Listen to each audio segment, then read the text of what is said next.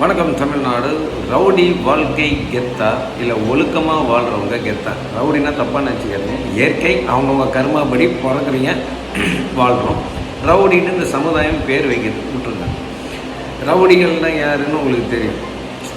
அவங்களும் நல்லவங்க தான். ஆனால் அந்த சமுதாயம் அவங்களுக்கு வேறு மாதிரி பண்ணி ரெஸ்பெக்ட் கொடுக்காது, கேவலமாக பேசும். அப்போ எடுக்கிறாங்க. ஒரு 4-5 பேர் சேர்ந்துன்னு அவங்க ஃபார்ம் ஆகிறாங்க.